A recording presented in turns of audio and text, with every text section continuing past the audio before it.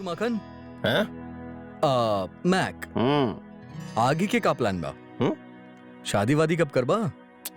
क्या यार तू भी वे घिसट पिटल सवाल से शुरुआत करे ले।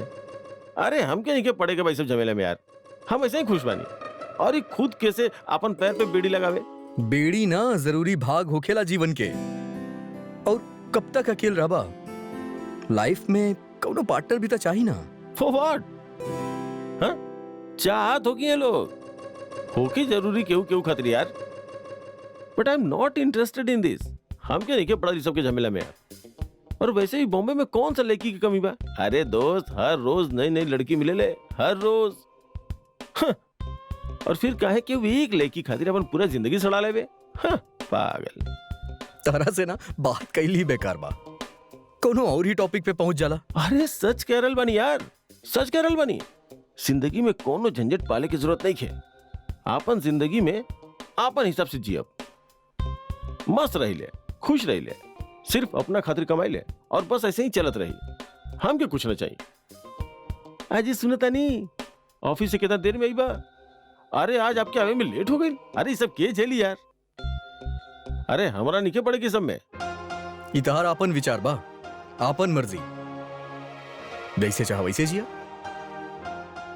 पर सिर्फ अपना खातिर कमाइल, अपना खातिर जियल तनी तनी कम लागेला। लाइफ में कुछ घटल घटल से महसूस होखेला। शादी मर्द और औरत के एगो सम्मानजनक बंधन होखेला। एकरा झेलल ना, निभाइल जाला। हाँ, में जिम्मेदारी तो होखेला। अरे पर ही की तो जीवन कहल जाला ना। हमनी सिर्फ अपना खातिर ना जिएली, बल्कि केहू ऐसन होखेला जेकरा खातिर जिए के मन करेला, चाहे घिसट के ही काहे ना जिए के पड़े। अब हमार ही बात लेला। काल रश्मि के बर्थडे है, पर लगातार बढ़त खर्चा की वजह से कुछ सेविंग ही ना हो पाई कि हम रश्मि के बर्थडे पे गिफ्ट दे सकी। कहा बात कर रहा बड़ा यार। कल कल भाभी का बर्थडे बा। हाँ, तब हमसे पैसा उधार लेला। अरे कुछ उनकर पसंद के खरीद के देता, जवान ऊंचा है ता ओकर चाहता बहुत बड़ बा। उतना हैसियत भी तो होके के चाहिए ना। कंचन ज्वेलर के मेन शोरूम बा, ओके डिस्प्ले पे हार लागल बा। वो मैडम के पसंद आ गेल बा, वो मैडम के चाहिए। कई दिन से रट लगावा तारी। अरे पसंद बता लेवे दा ना यार। पर पैसा नहीं खे ना। तब हमसे ले लेना यार। अरे ना ना ना, तू कह दे ले, वो है बहुत बा।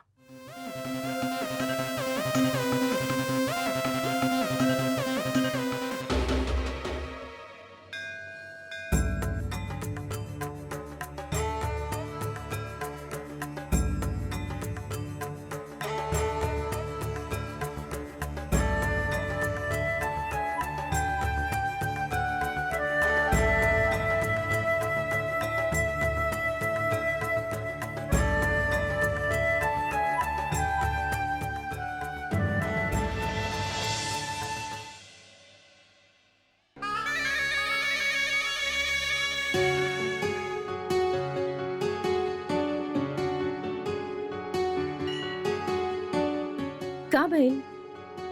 हमके मंदिर काहे बुलेला? काहे कि आज हम जौन तोरा से कहे वाला बानी, ओकरा खातिर मंदिर से अच्छा जगह कोनो और ना होखी। मतलब ये कि ईश्वर के साक्षी मान के हम तोरा कुछ दिहल चाहतनी त्रिशा।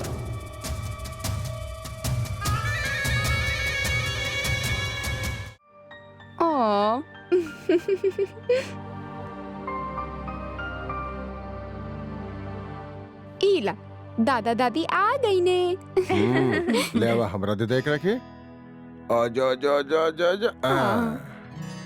प्रसाद दहन करा। हाँ, इले बहू।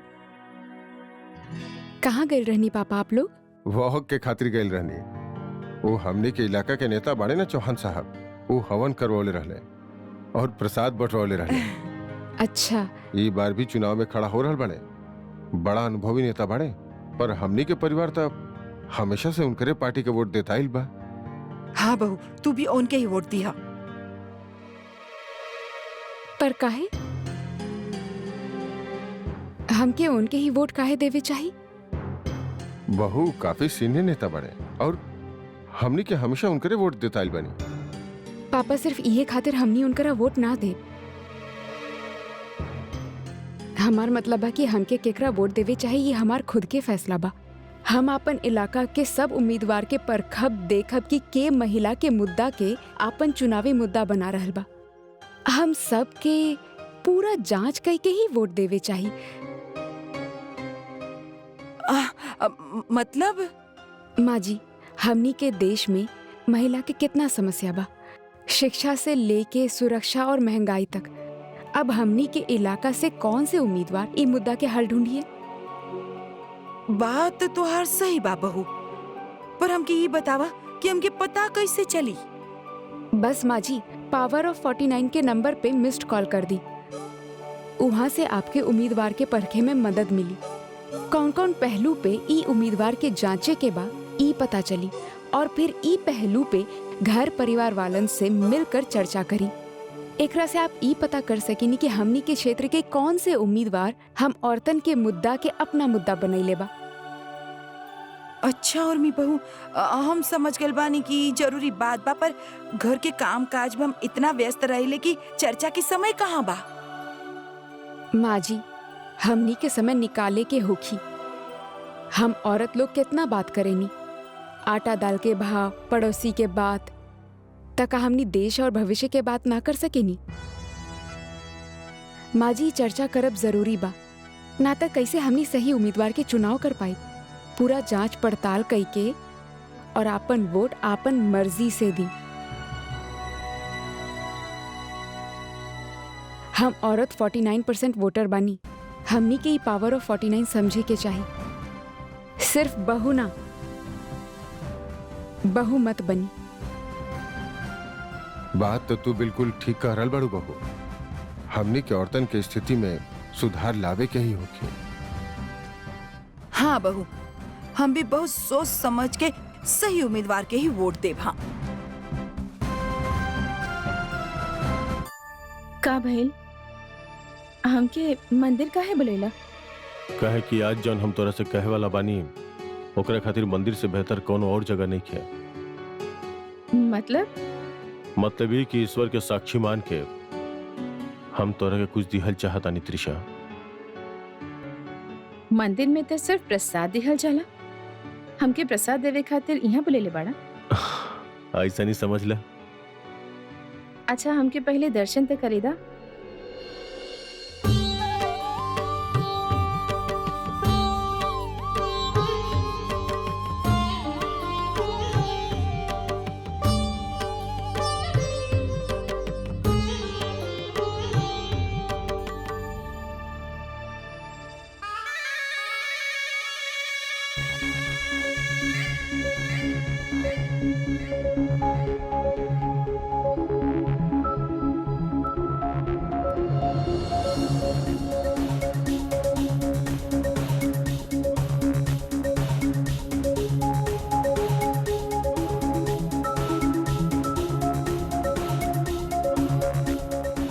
प्रसाद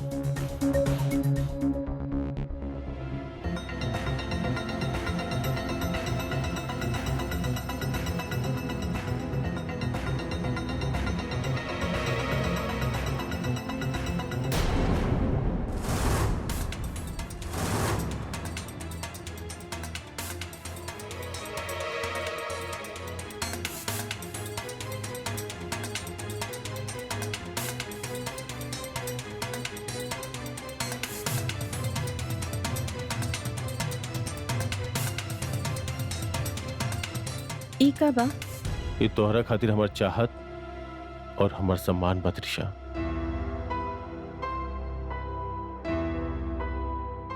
एकर हम का करब? हम जानत नहीं तू अभी शादी ना कल चाहेलू। ये हम तोरा के खातिर दे रहल बानी ताकि तू जब भी शादी के इरादा करा तो याद रहे तू भले ही हमरा से कोनो कमिटमेंट ना कैले होखा, लेकिन एकरा के देख के हम तोरा साथ सदा खातिर शादी के रिश्ता जुड़ चुकल बानी।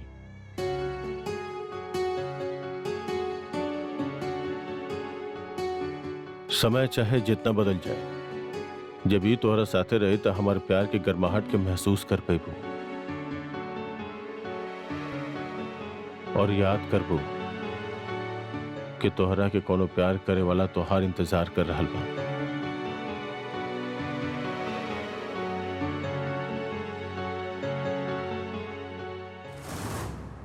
अब बिटिया रो काहे रहल बाड़ू? बतावत सही भइल का बा? माँ, बहुत बड़ा अपशगुन हो गई हमरा से। हमारू मंगलसूत्र जे आप देले रहली कहीं खो गइल बा माँ। ई का कह रहल बाड़ू? हाँ, ई तो बहुत बड़ा अपशगुन बा। ऐसे कैसे खो दिलू तू पगली? अरे सुहाग के निशानी होखेले मंगलसूत्र, जाने लू कितना बड़ा अपशगुन हो सकेला। जानत बानी माँ, पर अब हम का करी? ऐसन बा कि अब दामाद जी के पता ना चले के चाहे कि तुम्हारा मंगलसूत्र खो गइल बा, वरना बुरा लगियो उनके। गोसाई है कि तू एक मंगलसूत्र तक ना संभाल पैलू। अरे माँ जी, आप उनकी सांत्वना दे रहल बाड़ी या डरा रहल बाड़ी? जैसे मंगलसूत्र ना दामाद जी के बच्चा गुमा देले होके। अरे तू चुप कर, चुप कर। अच्छा सुना, रोवल बंद करो और धीरज रखो, और जहाँ मंगलसूत्र रखत रहलू ना वहीं ढूंढने की कोशिश कर, शायद मिल जाए। चल हम रखत बानी, पहले तू ढूंढा। हाँ ठीक बा माँ। ओके। ई मोड़ी भी ना मंगलसूत्र खो दिलस।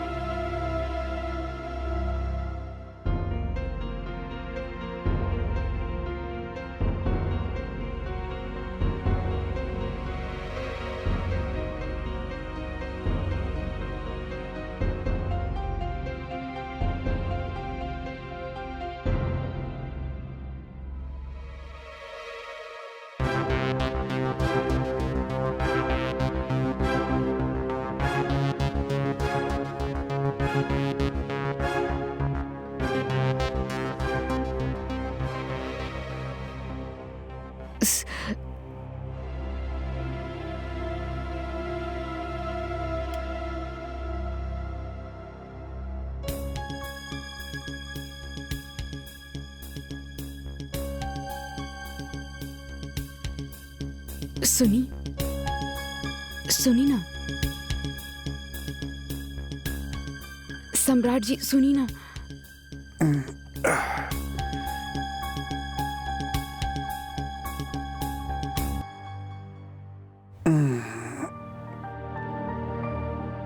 काबिल, सुनी ना, हमके कच्चा कैरी खाए के बहुत मन कर रहल बा। अभी उठा के का जरूरत रहे एकरा खातिर? अब सवेरे याद ले आके के मंगवा दे पैसा दे के। सुनी, सुबह ना अभी खाए के मन कर रहल बा, बहुत मन कर रहल बा, प्लीज ला दी ना। अरे अब का बचपना है सब का, तू भी कभी भी अभी कैसे मन कर सकेला आपके यहाँ करी खाए के? सुते दा। अरे मन के काबा, मन तक कबो भी कर सकेला ना। और वैसे भी हमार मन ना कर रहल बा, हमार बच्चा के मन कर रहल बा। तबे तो हमके भी नींद ना आ रहल बा, काहे कि ऊ जागल बा। सम्राट जी, आप हमसे प्रॉमिस कर ले रहनी कि हमके जब भी मन करी, जे भी मन करी, हम आपसे बता दे, आप ला दिए। प्लीज कच्चा करी अभी ला दी ना, हमार बहुत मन कर। अरे यार, कहाँ कहाँ मिली करी अभी? बताओ कहाँ कहाँ मिली अभी? पीछे मिल जाई, पीछे वाला बगीचा में आम के एगो पेड़ बा, जेकरा में मिली अच्छा अच्छा कैरी। आपके कैसे पता? अरे सम्राट जी, हम देख ले बानी, बहुत अच्छा अच्छा कैरी लागल बा। मतलब आप सही में चाहते नहीं ये समय हम जाके करी तोड़ के ले आपके खिलाई? हाँ? सम्राट जी प्लीज ले आई ना। अब बन रहल बनी सर्कस के जोकर, कुछ भी करवा रहल बनी आप हमरा से। अच्छा चली ना। हाँ, जा रहल बनी।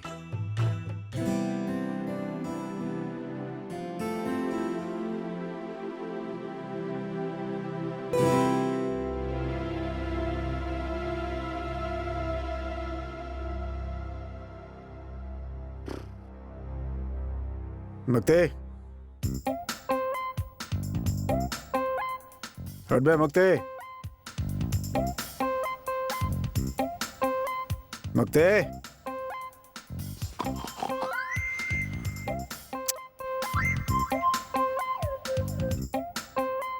है मुक्ति, मुक्ति उठ बे। मुक्ति, अबे गधा सूधा ताड़े की मर गए ले।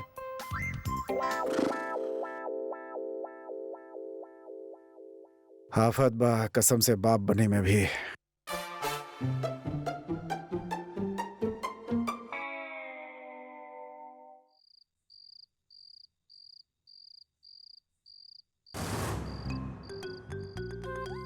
अबे कैसे तोड़ी एक रखे इतना ऊपर केकर बाप चढ़ सकेला भाई।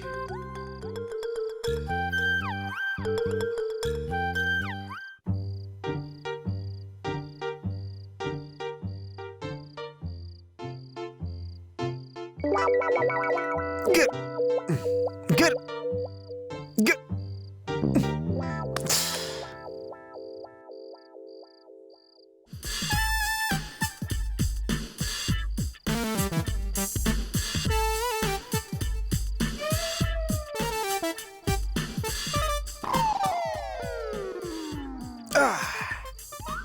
अरे यार,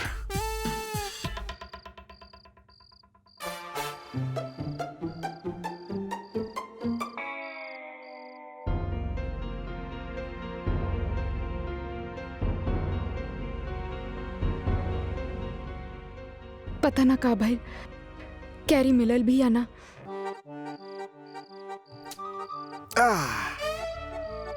अरे यार,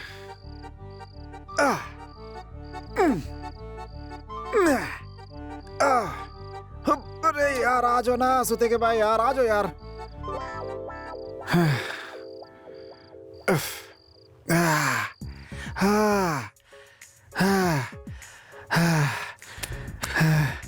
का दिन देखे के पड़ा था यार। सम्राट सिंह राठौर से फल तोड़वाई बतावा। इतना मेहनत हम बचपन में भी ना कहनी जितना आज करे के पड़ रहा बा। अबे गिर जो।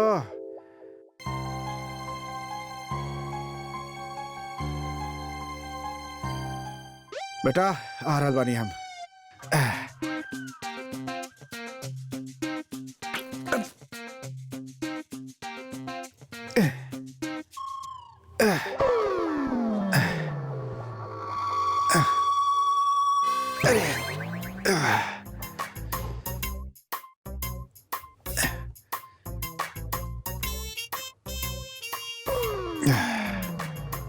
के कहला बच्चा पैदा कर से माँ खातिर मुश्किल हो खेला।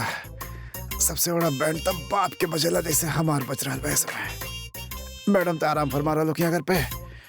आम खाए के बा, आम खाए के बा।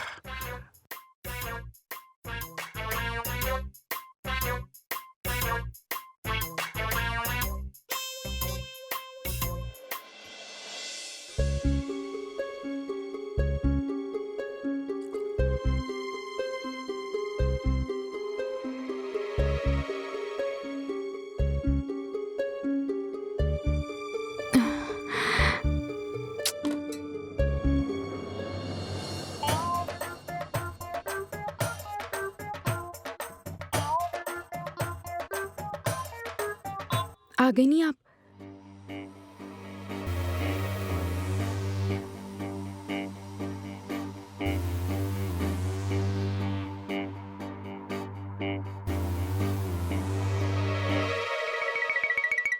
मिल गई कैरी।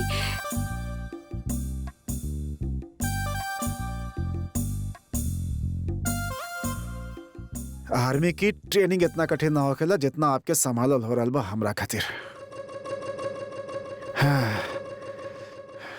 शेर रहनी बंदर बनल जाता नहीं। सॉरी। चलिए अब खाई।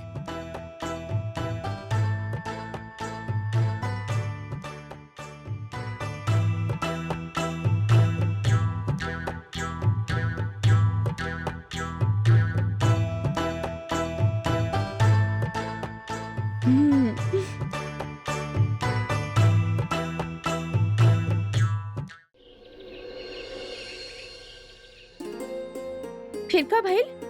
फिर का पहले तो हमसे कहले लागल कि सुबह मंगा दे। हम कहली हमके सुबह ना, हमके अभी खाए के बा। तब फिर पूछे लगनी कि वक्त कहाँ मिली। तो हम कहनी कोई पीछे वाला बाग बा ना, वहाँ पे आम के पेड़ बा, उहे मिली। फिर गईले वहाँ से हमरा खातिर कैरी तोड़ ले और लेके आइले। बाप रे उर्मी, तेवर जी तुहार इतना ख्याल रखे लगल बड़े। हाँ दीदी। सच में रात में सम्राट कैरी तोड़ के लैलस? हाँ माँ जी, वो हमार कैरी खाए के बहुत मन कर रहत रहे ना।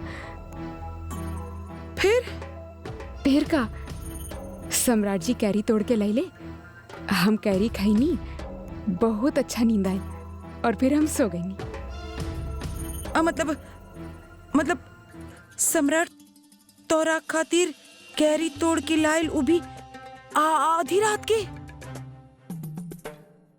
हाँ माँ जी। दीदी आपके पता बा, हम कल रात एगो बहुत अच्छा सपना देखनी। कहाँ देख लू? दीदी हम देखनी कि का हमके ना एक बहुत प्यारी सी बेटी भइल बिया, बिल्कुल परी जैसन। अरे वाह, और वो हमके मम्मी मम्मी कह के बुला रहल बिया। पता बा उर्मी, सवेरे सवेरे के सपना सच होखेला। देखिए अब तोहरा के बेटी ही होगी। सच्ची दीदी? हाँ उर्मी, सच में। देखिए अब तोहार परी जैसी प्यारी बेटी ही होगी। क्या बकवास करा तानी आप?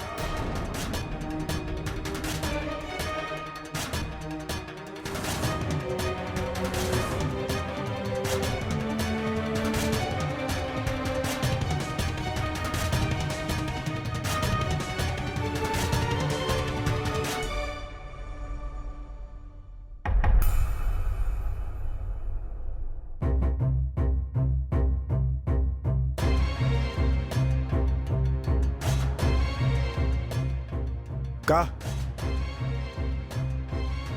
हिम्मत भी कैसे पहले आपके ऐसा कहे के?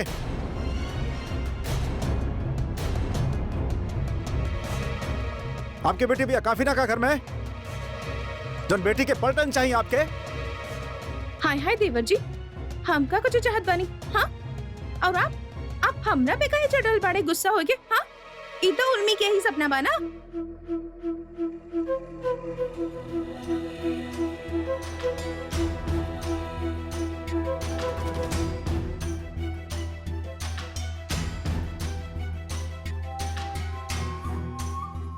आप जाने नहीं हमरा के बेटा चाहिए,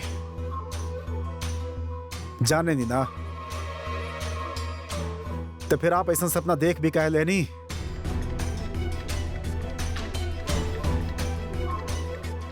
जॉन हमरा के पसंद नहीं के वो आपके दिमाग में आयल कहाँ?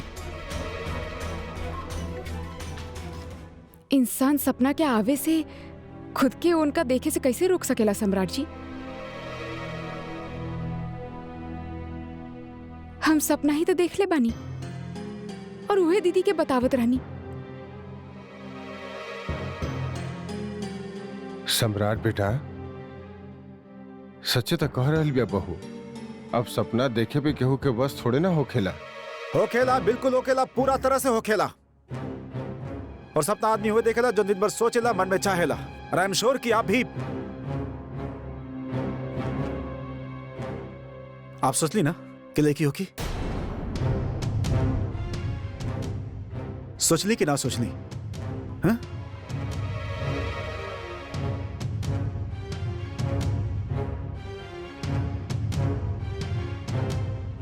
हमरा लाख मना करे के बावजूद कि हमके लड़का चाहिए, आप ही कैसे सोच सके नहीं कि लड़की होगी? हमार बात समझ में ना आवेला का आपके? 1000 बार बोल चुकल बानी हमके बेटा चाहिए, बेटा चाहिए, फिर भी आप हमके कैसन बात कर रहल बानी आप सम्राट जी?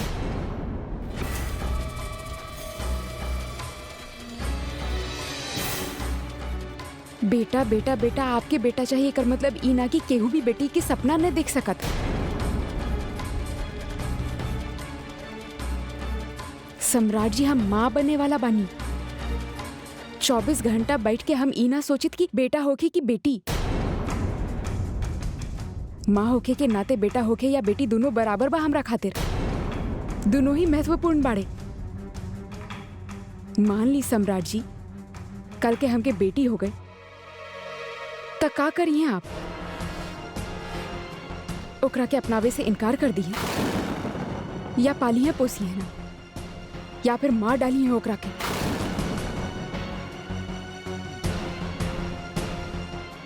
जमाना कहाँ से कहाँ आ गए सम्राट जी, और आप अभी भी ये दकियानुसी बात में अटकल बाड़े। बेटा चाहे बेटी ना, कैसन बात बाई? आपके बेटा चाहत बा तका हमके बेटी के चाहत ना हो सकत सम्राट जी?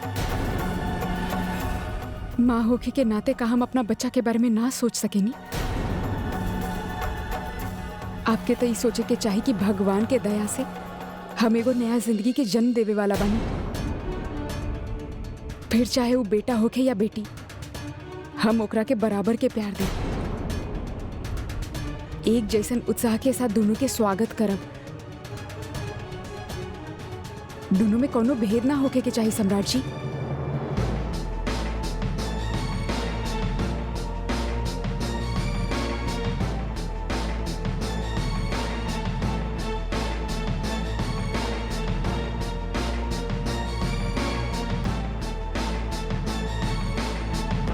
करेक्ट,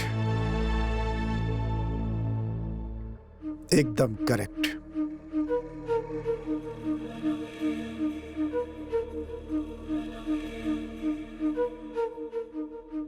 पहला बार सही बात कहनी है आप।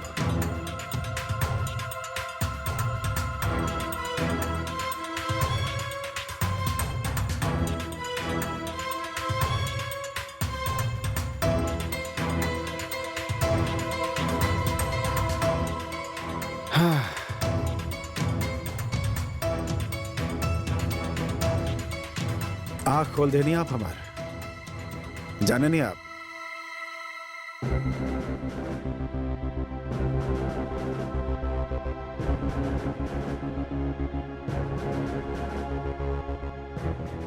देखनी आप, हमार अंश आपके अंदर गैल ना कि अकल खिलखिला लगल आपके। बहुत सही और बहुत पता के बात कहनी है आप। भूत उतार दे लो हमार बेटा के।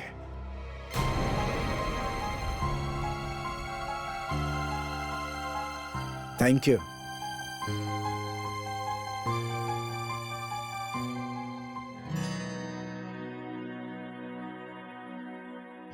का चलें, सभा समाप्त। अपन काम संभालें, चलें चलें।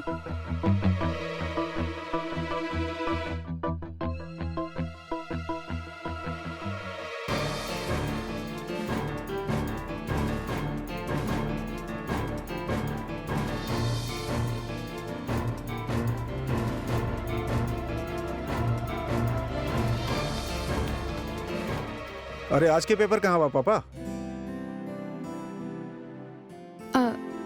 सुनी, हाँ आज आप घर चलिए ना रश्मि भाभी के बर्थडे खातिर। ना ना, हम ना जा पाए, आप जाएं। काम बा हमरा। ड्राइवर के बोल दे ले जाइए आपके।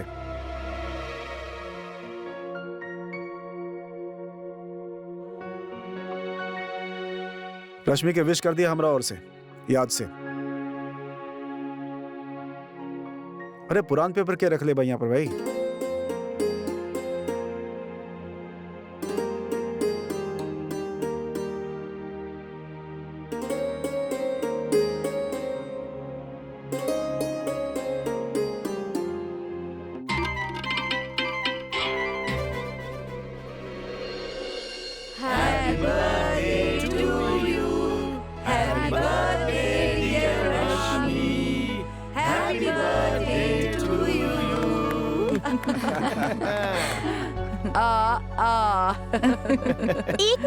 एक मिनट सबसे पहले हम फोटो क्लिक करब।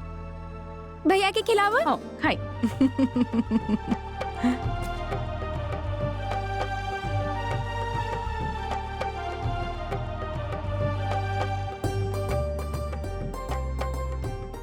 ईला भाभी, happy birthday. Thank you so much. लेकिन सम्राट के भी आवे के चाहत रहे उर्मी। भाभी उनके कुछ जरूरी काम आ गए रहे, पर आपके खातिर स्पेशल वाला गिफ्ट भेजले बाड़े हो और कहले बाड़े कि हम आपके उनके तरफ से विश कर दी। So happy birthday. Thank you. या हमरा तरफ से। अरे बापति दे, देखी द अब कालाइल बड़े हमरा खातिर। अरे वाह, अरे वाह, ये साड़ी बहुत अच्छी बा। Thank you. हाँ भैया, साड़ी तब बहुत ही अच्छा बा। पति बाड़े इतना तो करे के ही पड़ी ना इनके।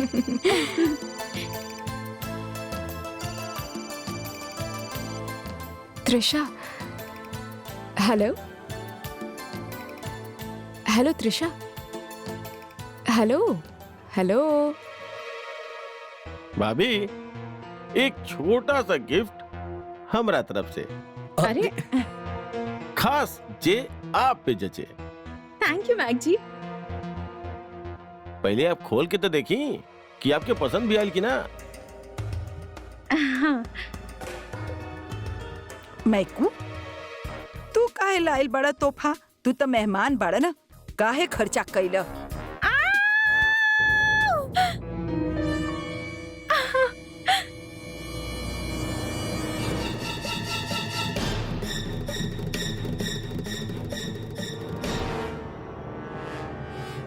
बाप रे, खुशी के मारे तो हम मर ही जाए।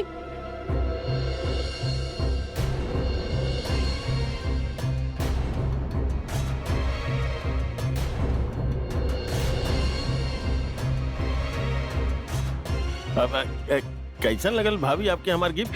मैक जी बहुत बहुत बहुत बहुत बहुत अच्छा बा। आपके पता बा ई हार हमके कितना दिन से पसंद रहे। ई उहे हार बना जो सुप्रिया बाजार में कंचन ज्वेलर्स की शॉप में रहे, है ना? देखिए, ई उहे हार बा जे हम आपके लावे खातिर कहत रहनी। देख ला, हमार किस्मत कितना अच्छी बा, आखिर हमके ई हार मिल ही गइल। अरे कुछ उनकर पसंद के खरीद के दे दे। उतना हैसियत भी तो होके के चाहिए ना। कंचन ज्वेलर्स के मेन शोरूम बा, ओमे एगो हार लागल बा, ऊ ओकरा पसंद आ गेल, ऊ मैडम के चाहिए।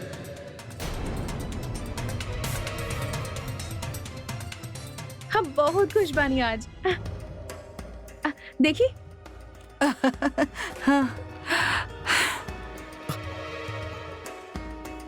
ई तो हम देवे वाला रहनी ना। हाँ तो तू दहले हम देनी एक ही बात बना।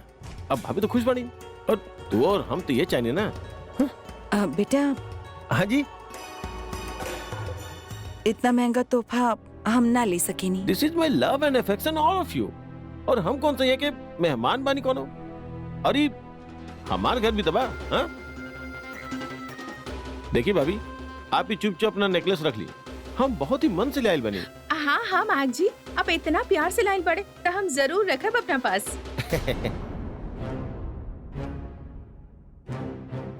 रश्मि तू ही अब भाभी कम से कम केक तो खिलाई। I'm so sorry. इली। अरे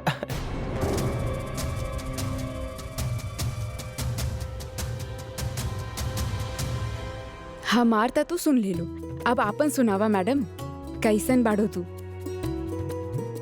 इतना खुश काहे लग रहल बाड़ो? तोरा के एक बात बतावे के रही उर्मी। जल्दी बतावा ना, तहार बात सुने खातिर हम बेचैन बानी।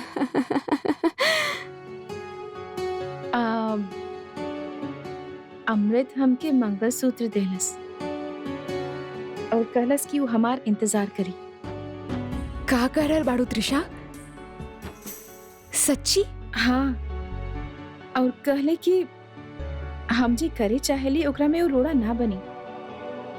हमरे सपना के अपन मान के हमार इंतजार करी, कबो हमके शादी खातिर फोर्स ना करी। हमके वचन दे चुकल बा कि हमेशा हमार साथ निभाई और वही के निशानी मंगलसूत्र देले बा। सुन त्रिशा, हमके नहीं लड़का बहुत अच्छा लग रहल बा। हमार मतलब बा कि ई तरह से मंगलसूत्र दिहल, इतना बड़ा वचन दिहल, बहुत बड़ा बात हो खेले। हाँ उर्मी, जब से हमके मंगलसूत्र देले बा हम ई सोचल बानी कुछ तो बात बा एकरा में। बहुत ही सीरियस और जेन्युइन लड़का बा।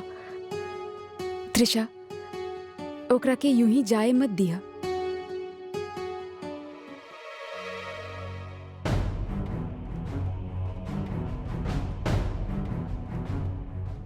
अमृत के बहन, हाँ?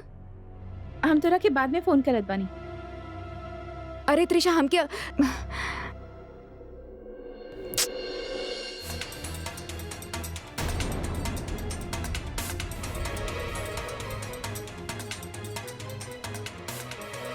अमृत की बहन यहाँ का करल बिया। वो तो कहत रहे कि पटना चल गई बिया अपने ससुराल, पर ये यहाँ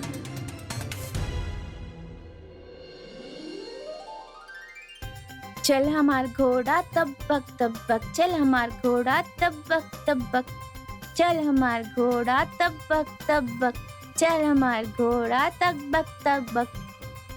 मम्मी देखा हमार घोड़ा।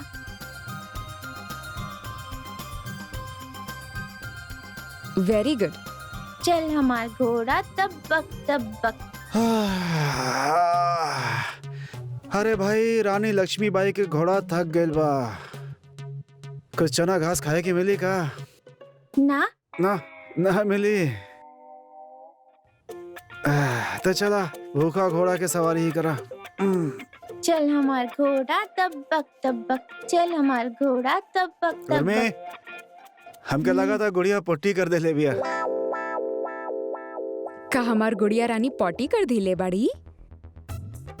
ओहो सम्राट जी, जल्दी से जाके एक डायपर चेंज करी ना, हम बहुत इम्पोर्टेंट स्टोरी पढ़ रहे बानी। ओके, आप पढ़ी इम्पोर्टेंट स्टोरी। पहले रानी लक्ष्मीबाई उतरी, हमारी बेटिया पट्टी कर दे ले बाड़ी। तो आपके डायपर चेंज करे के पड़ी। चली हाँ, फटाफट डायपर चेंज करता नहीं आपके। मम्मी के पढ़े दा। चलो चलो चलो, मम्मी के स्टोरी पढ़े दा, वो भी तो इम्पोर्टेंट बना है ना। चला चला चला चला चला।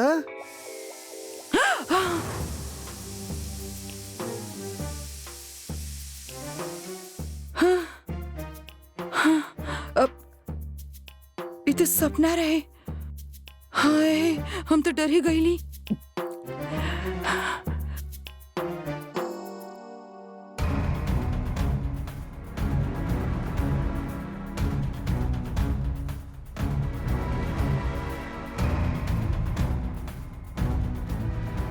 अमृत, तू हमके मंगलसूत्र जैसन पवित्र चीज देहला, मगर आज तक अपन घर वालन से ना मिलेला।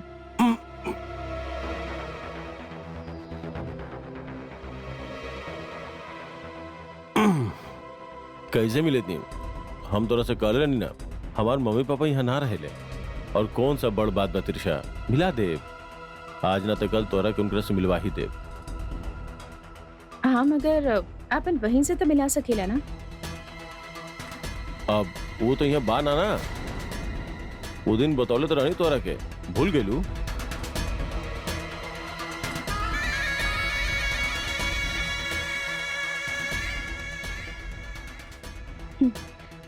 हाँ, वो भी ना बाड़ी ना यहाँ पे। वो वही दिन चल के रहनी अपन ससुराल पटना।